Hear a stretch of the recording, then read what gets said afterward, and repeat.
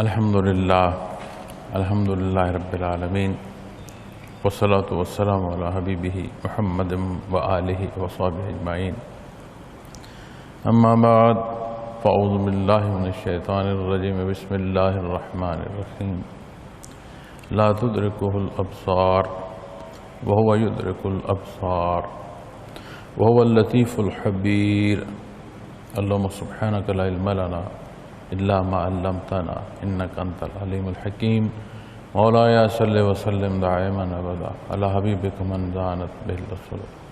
معزز سامعین کرام، السلام علیکم ورحمۃ اللہ وبرکاتہ. ارشاد باری تعالیٰ ہے، نگاہیں اس کا ادراک نہیں کر سکتی اور وہ نگاہوں کا ادراک کر سکتا ہے، اور وہ بڑا باریک بھی باخبر ہے. لا تدرکہ الابصار، نگاہیں اس کا ادراک نہیں کر سکتی. قرآن کریم میں ایک جگہ بیان فرمایا گیا ہے کہ جب تم ماں کے پیٹ سے پیدا ہوئے تو تم کچھ نہیں جانتے. لا تعلمون شیئا، تو کچھ نہیں جانتے. جعل لکم السمع والابصار، اللہ جل شانہ نے تمہیں سمع و بصر عطا فرمائے، والافئدہ، اور دل عطا فرمائے، لعلکم تشکرون، تاکہ تم شکر ادا کر سکو. تو جو انسان کی ضروریات ہیں اس کا حصہ یا تعلق دار دنیا سے ہو یا حصے ایمانیات کے پہلوؤں سے ہو، جہاں انسان نے جاننا ہے، اور اس دنیا میں اللہ کریم نے ہر شے سبب سے رکھی. اب جاننے کے لیے جو اسباب اللہ کریم نے انسان کو وجودی طور پر عطا فرمائے ہیں، وہ پہلا حصہ آتا ہے سمع و بصر کا،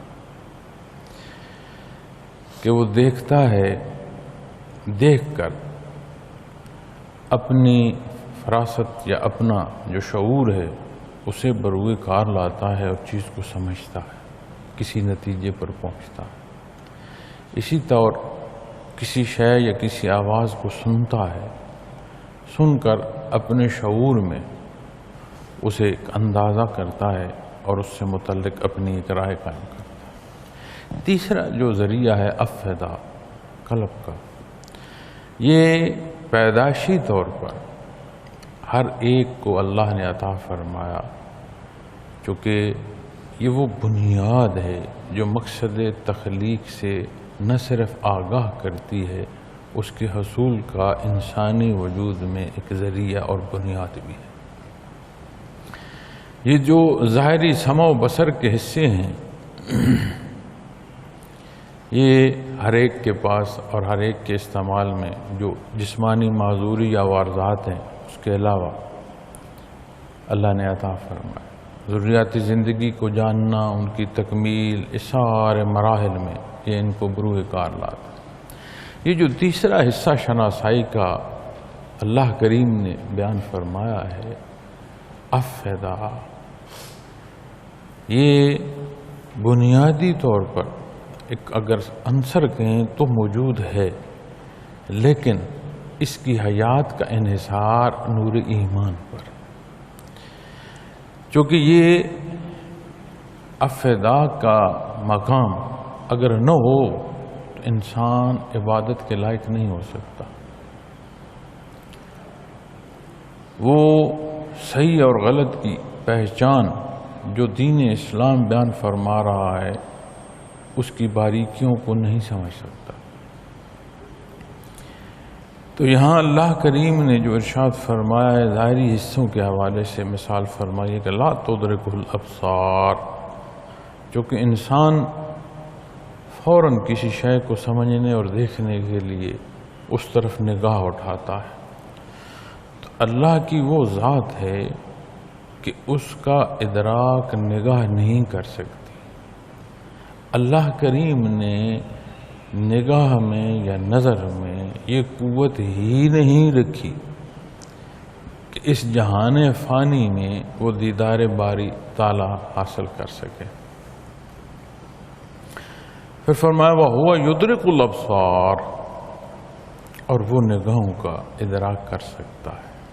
اب جب ہم نظر پر یا نگاہ پر بحث کریں گے تو اس کی باریکی پر جب بات آئے گی تو نظر جو بینا ہے، جو دیکھ سکتا ہے، وہ اس بات کو بڑا آسانی سے سمجھے گا کہ نظر تو ہے تو نظر آ رہا ہے، لیکن جس کے پاس یہ نظر ہے وہ خود نظر کو بھی نہیں دیکھ سکتا۔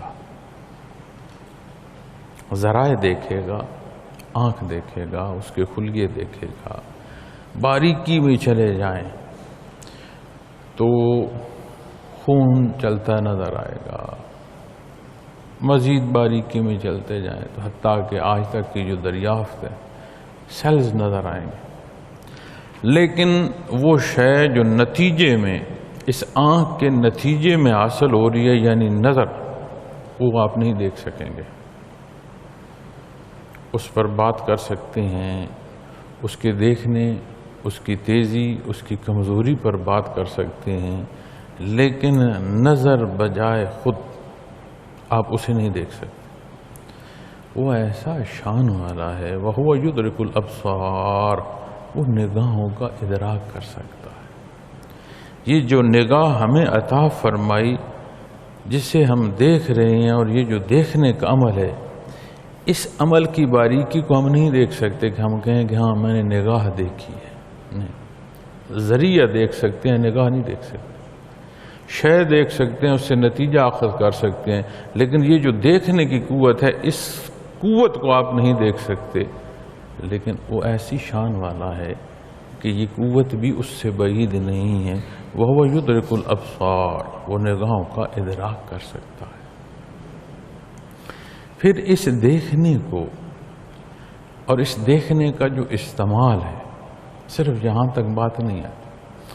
اللہ کریم نے ہر انسان کو ایک استعداد عطا فرمائی ہے، اور اس استعداد میں فرق ہے، اور یہ استعداد صرف ایک نہیں ہے، ذہنی طور پر ہو سکتی ہے، یعنی شعوری طور پر ہو سکتی ہے، وجودی طور پر ہو سکتی ہے، قوت طاقت مند ہونا یا کمزور ہونا، اسی طرح دنیا میں حیثیت پہ مطابق ہو سکتی ہے۔ دنیا میں ہر ایک پیدا ہو رہا ہے، لیکن ایک فقیر کے گھر جو پیدا ہو رہا ہے اس کے گرد و پیش کے حالات کیا ہیں، اور ایک محل میں جو پیدا ہو رہا ہے اس کے گرد و پیش حالات جو ہیں وہ کیا ہے، کتنا فرق۔ نہ اس غریب کی جھونپڑی میں پیدا ہونے والا کا اختیار تھا کہ وہ اس اختیار کو بروئے کار لا کر وہاں پیدا ہوا، بعین ہی نہ یہ اختیار محل میں پیدا ہونے والا جو بچہ ہے اس کے پاس تھا کہ وہ اپنے آپ کو محل میں جا کر پیدا کرتا۔ اس کی اپنی تقسیم ہے۔ اس ساری تقسیم میں ایک بات جو مقصد تخلیق ہے، اس دنیا میں آنے کا مقصد، اس تخلیق میں اور استعداد کے فرق کے باوجود وہ ایک حصہ قائم رہتا ہے۔ اگر کوئی کمزور ہے، اسے کوئی ضرورت ہے، حاجت مند ہے، تو حاجت روا اللہ کی ذات۔ اگر کوئی طاقتور ہے، طاقت کا گھمنڈ ہے، تو اس نے بھی اللہ کے حضور ایک دن حساب دینا ہے اس طاقت کا، چونکہ ہر ایک کے پاس جو کچھ ہے اس کا ذاتی نہیں ہے، ہر شے ذات باری تعالیٰ کی ہے۔ تو وہ اتنا باریک بھی ہیں کہ جو اس نے تمہیں عطا فرمایا، جس سے تم استفادہ حاصل کر رہے ہو لیکن اس کا احاطہ نہیں کر سکتے، وہ اسے بھی دیکھ رہا ہے۔ پھر اس دیکھنے پر جو ہم بات کر رہے تھے کہ یہ ذریعہ ہے اپنی ضرورت کے پورے کرنے کا۔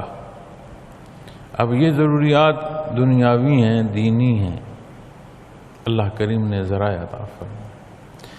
وہ جو تیسرا حصہ افدا کا اللہ کریم نے بیان فرمایا، جب وہاں حرکت نہیں آتی، جب وہاں جان نہیں آتی، تو یہ ظاہری حصے صحیح سلامت بھی ہوں اور حق کی پہچان کو نہ پہنچ پائیں، تو قرآن کریم بینا نہیں نابینا بیان فرماتا ہے کہ یہ دیکھ نہیں سکتے، اندھے ہیں۔ یہ نہیں فرمایا کہ سن سکتے ہیں، فرمایا یہ بہرے ہیں۔ حیات انسانی رواں دواں ہے، پورے وجود میں جو ایک دل کا نظام ہے وہ خون پہنچا رہا ہے، وجود چل رہا ہے، لیکن بے ایمانی کے حال کو قرآن کریم نے زندہ لاش بیان فرمایا، چلتی پھرتی لاش ہے۔ تو حیات حقیقی جو ہے وہ نور ایمان سے ہے،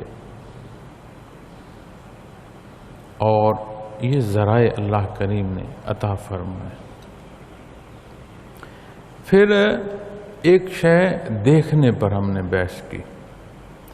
اس دیکھنے میں اتنی باریکی ہے کہ یہ ساتھ کیفیت کا بھی دخل ہے۔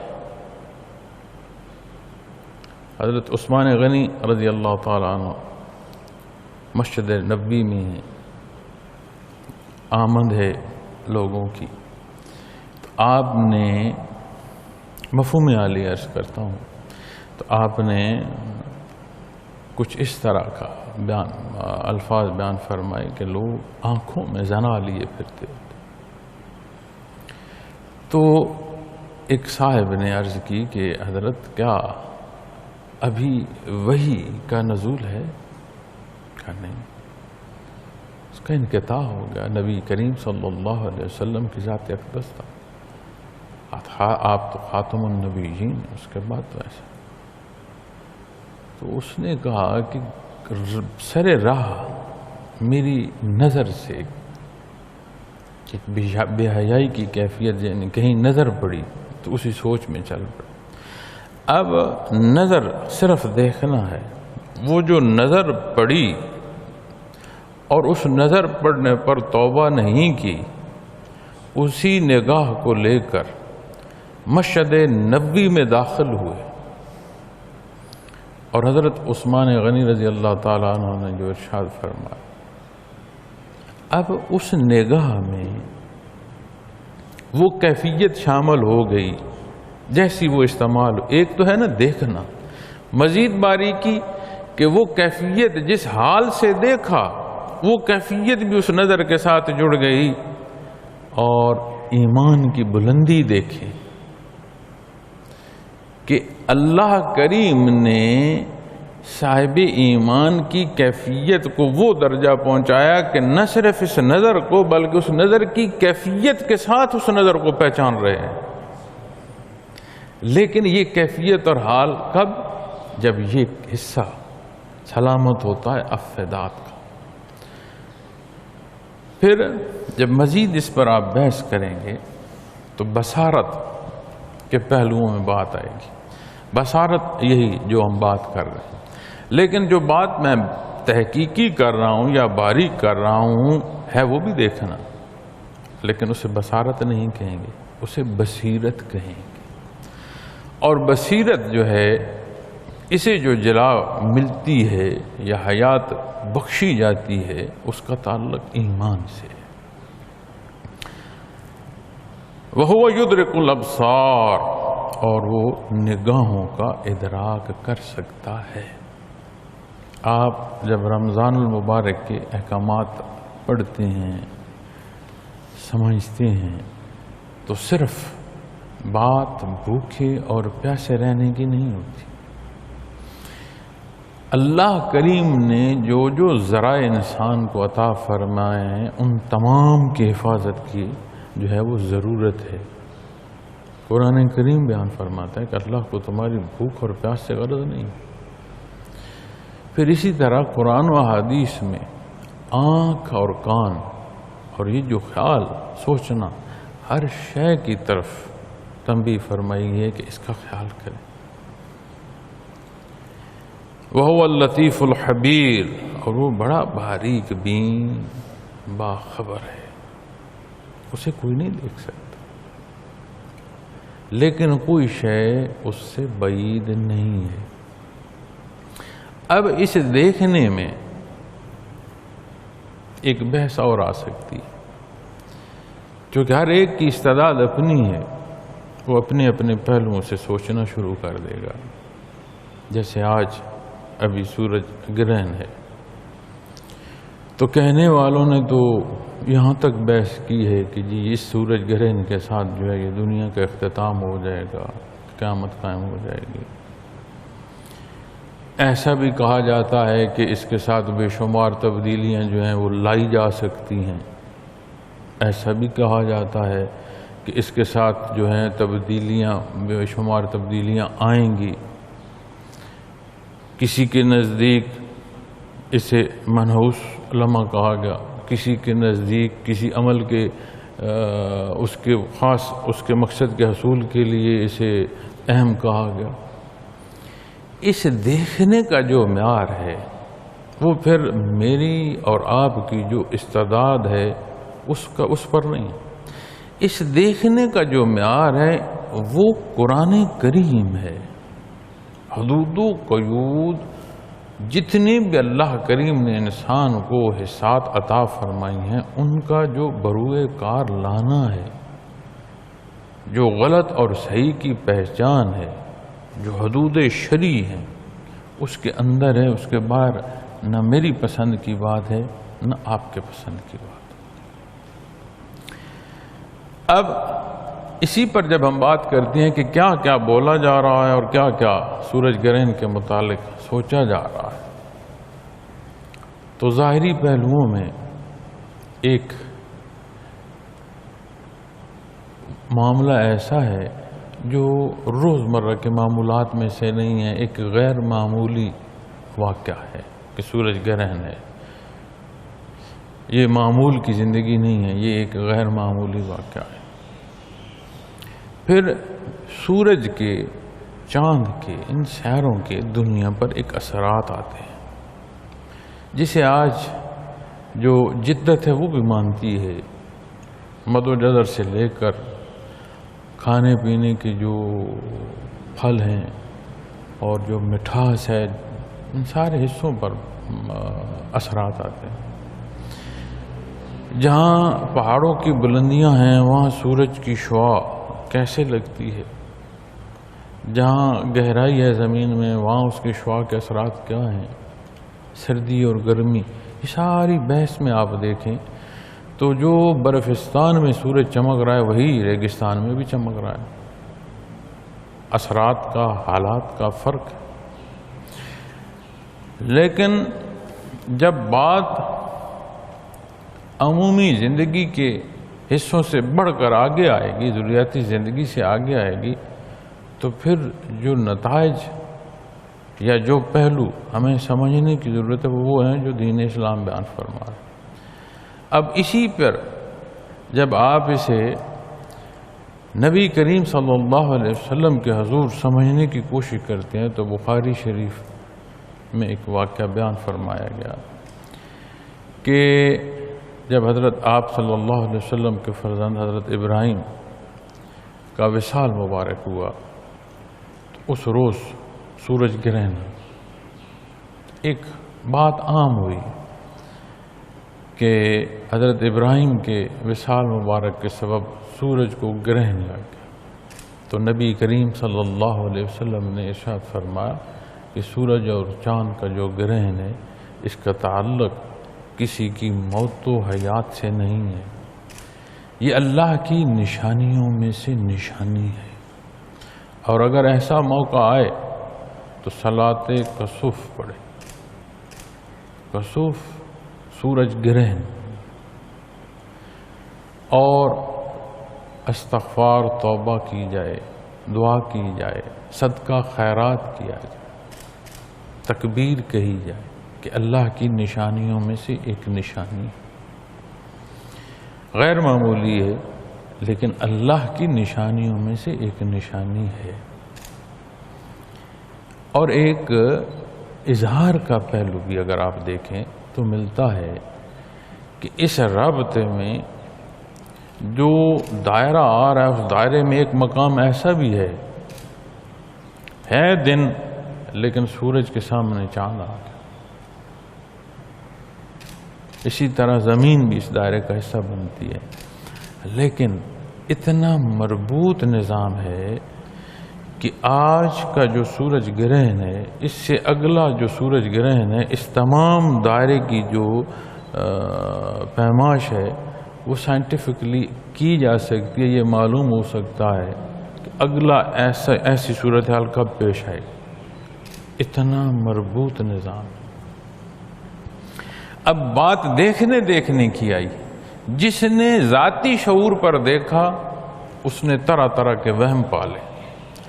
جس نے نوری ایمان سے دیکھا اسے پھر اللہ کے حضور سجدہ کرنے کی توفیق نصیب ہو گئی. تو بات صرف دیکھنے کی نہیں ہے، ان اصول و ضوابط کو دیکھنا ضروری ہے، سمجھنا ضروری ہے جو ہمیں نبی کریم صلی اللہ علیہ وسلم نے ارشاد فرمایا. وَهُوَ اللطیف الخبیر، اور وہ بڑا باریک بین اور خبر ہے. اس کی مخلوق میں ایسی ہستیاں جو نظر کی کیفیت کو دیکھ رہے ہیں. مخلوق میں انہیں اللہ نے کیا عظمت عطا فرمائی، یہ پیمانے ہمارے پاس بھائی نہیں ہیں. لیکن جب بات خالق اور مخلوق کی آئے گی تو ذات خالق تو ایک. تو جب اس کی مخلوق کو اتنی باریکی تک دیکھنا نصیب ہے تو جو اس کی ذات ہے پھر اس کے سامنے بات کیسی ہوگی. ہر شے ہر لمحے اس کے حضور حاضر. میں اگر یہاں قرآن کریم سے تفسیر بیان کر رہا ہوں، گزارشات پیش کر رہا ہوں، آپ تو نہیں جانتے میرے دل کا حال کیا ہے. میرے آواز یا لب و لہجے کا جو زیر و بم ہے اس کے پیچھے میری اپنی نیت کیا، آپ تو نہیں. وَهُوَ اللطیف الخبیر، بڑا باریک بھی اور ہر خبر سے کوئی شے اس سے بعید نہیں ہے. ایک لحظے وہ ہم جو معمولات اختیار کرتے ہیں ساری زندگی، اسے سوچ کر دیکھیں کہ صبح سے شام تک جو میں نے سوچا یا چلتے پھرتے جو سوچ میرے اندر آئی، یا مختلف موضوعات یا مختلف لوگوں کو یا مختلف باتوں پر یا مختلف واقعات پر جو سوچ پیدا ہوئی، کیا یہ سوچ میں اپنی ماں باپ سے شیئر کر سکتا ہوں، ان کے سامنے رکھ سکتا ہوں، اپنی اولاد کے سامنے رکھ سکتا ہوں، دوست احباب کے سامنے رکھ سکتا ہوں. کتنے ہی پہلو ایسے آ جائیں گے جہاں یہ احساس غالب آ جائے گا کہ ایسا نہیں کر سکتا. کبھی ہم نے سوچا کہ وہ حال جسے میں اپنے والدین کے سامنے نہیں رکھ سکتا وہ اس سے خوب واقف ہے جس کے حضور میں نے جا پیش ہونا ہے اور حساب دینا. تو حضرت جی رحمۃ اللہ تعالی علیہ کا میں ایک بیان سن رہا تھا، تو اس میں وہ فرما رہے تھے کہ ہر عمل بلکہ ہر لفظ جب بولو تو یہ خیال ہو کہ یہ عمل اور یہ لفظ میرے روبرو آئے گا روز محشر کے دن. تو اس کیفیت کے لیے ضروری ہے کہ یہ جو اللہ کریم نے وجود میں جس مقام کو بادشاہت دی ہے یہاں ایمان غالب آئے. بڑے بڑے صاحب الرائے جنہوں نے دنیا کے بھی موضوعات پر بات کی تو ایک حتمی طور پر بات نظر آتی ہے، معنی خیز ساری زندگی انہوں نے اللہ میں بسر کر دی. کیا یہ اتنی عام چیز تھی؟ اپنے مشائخ کا تجزیہ کریں، ان کے حالات زندگی سنیں پڑھیں. عمومی زندگی نہیں، عمومی زندگی کے معاملات میں بھی ان کے پہلو خصوصی ملیں گے. ایک ادراک اور ذہانت کی کیفیت دنیاوی معاملات میں بھی نظر آئے گی. اور اللہ کریم ہمارے حال پر رحم فرمائے۔ اکثر جو دیکھنے میں آتا ہے کہ جس کا شعور عمومی طور پر دنیاوی امور میں بہتر ہوتا ہے، وہ اس بنت میں لگ جاتا ہے کہ دنیا کو میں نے بننا ہے، یہ تعمیر میں نے کرنی ہے، اور جو کچھ میں حاصل کر سکتا ہوں وہ اپنے زور بازو سے کر سکتا ہوں۔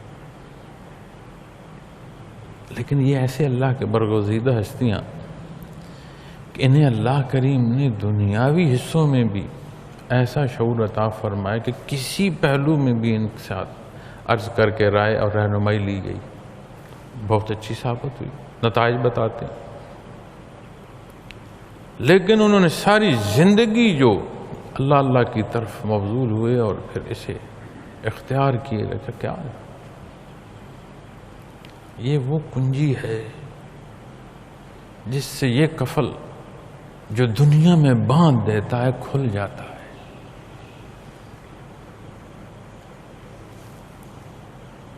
وَهُوَ اللطیف الخبیر۔ میں آپ کا حال نہیں جانتا، آپ میرے حال نہیں جانتے۔ وہ بڑا باریک بھی ہے، کوئی شے اس کی شان قدرت سے باہر نہیں، ہر شے ہمہ وقت حاضر ہے۔ یہ جو سیغے بولے جاتے ہیں نا کہ ماضی، حال، مستقبل، یہ مخلوق میں ہے۔ یہ ماضی، حال، مستقبل وجود نہ رکھے اگر وہ انہیں وجود نہ عطا فرمائے، اس کے حضور ہر شے ہر لمحہ حاضر ہے۔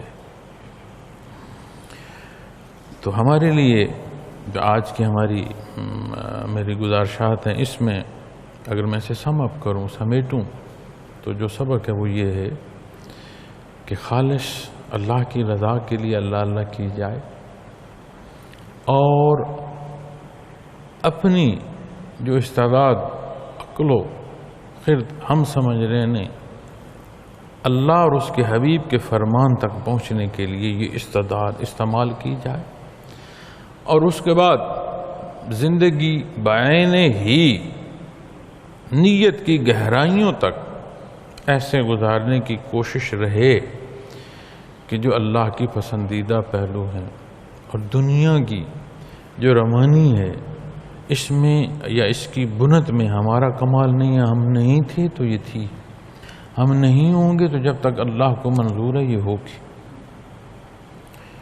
تو عقل مندی یہ ہے کہ مقصد تخلیق کو سمجھ کر اس کے حصول کے ذرائع یعنی دین اسلام، قرآن و سنت، اسے سمجھیں، اختیار کریں اور اسی کاوش میں زندگی بسر ہو جائے۔ یہ جو لفظ میں نے کوشش یا کاوش کہا ہے، یہ میں نے اپنی کمزوری کی بنا پر کہا ہے، حتمی بات نہیں کر سکتا۔ ہماری طرف سے خالص کوشش ہو، یہ اللہ کا کرم ہے کہ اس کی توفیق سے وہ جامع ہو جائے، اس کی توفیق سے ایسی ہو کہ جسے وہ شرف قبولیت عطا فرما لے، اس کا کرم اور احسان ہو، کیونکہ اس کی شان کے مطابق تو نہ ہوگی۔ میرا عمل، میری جو کیفیت، حال، استعداد، اس سارے کے مطابق ہو، لیکن اسی سجدے کو جب دوسری طرف خالق کے حضور دیکھیں گے تو اللہ کی تو شان، تو میرا سجدہ کہاں قابل ہو سکتا۔ لیکن میں ایک جہد مسلسل کے طور پر اپنی زندگی کو اس کی خوشنودی کے لیے اپنے تئیں خالص ہو کر گزارنے کی کوشش تو میں کر سکتا ہوں۔ تو یہی میرے اور آپ کے پاس اختیار ہے۔ اللہ کریم توفیق عطا فرمائے کہ ہم کمی بیشیوں سے اجتناب میں آئیں، حقوق فرائض کو دیکھیں۔ زندگی کے مراحل ہیں، بچپن ہے، پھر لڑکپن ہے، نوجوانی، جوانی۔ بچے کا زور ٹانگوں میں ہوتا ہے۔ آپ دیکھیں گے کہ جو چل نہیں سکتا وہ بچہ بھی ایسے ٹانگیں ہلا، سارا زور اس کا ٹانگوں میں ہوتا ہے۔ پھر نوجوان کی جب بات آتی ہے تو ہر بات پر وہ اپنے سینے پر ہاتھ مارتا ہے، وہ کہتا ہے میں یہ مانوں گا، نہیں میں یہ کروں گا۔ مراد اس کا سارا زور سینے میں آتا ہے۔ اور جب ضعیفی آتی ہے تو بھلے کوئی بات کسی کے پلے پڑے نہ پڑے، انسان کلام پر ثانی زبان میں زور آ جاتا ہے۔ تو اتنی ساری زندگی ہے، ٹانگوں کی حرکت سے شروع ہوئی، زبان کے زور پر ختم ہوگی، اگر اتنی زندگی ہے تو یہ قوت جس کی دی ہوئی ہے اسی کے حکم کے تحت استعمال ہو جائے۔ اللہ کریم میرا اور آپ کا حامی و ناصر ہو۔ وآخر دعوانا ان الحمدللہ رب العالمین۔ الحمدللہ رب العالمین، والصلاة والسلام علی حبیبہ محمد وآلہ وصحبہ اجمعین۔ اللہم صلی علی محمد النبی الامی وآلہ وصحبہ وبارک وسلم۔ اللہم انک عفو کریم تحب العفو فاعف عنا۔ اللہم صلی علی محمد النبی الامی وآلہ وصحبہ وبارک وسلم۔ وصلی اللہ تعالی علی خیر خلقہ وآلہ اجمعین برحمتک یا ارحم الراحمین۔ اللہ اللہ اللہ اللہ اللہ اللہ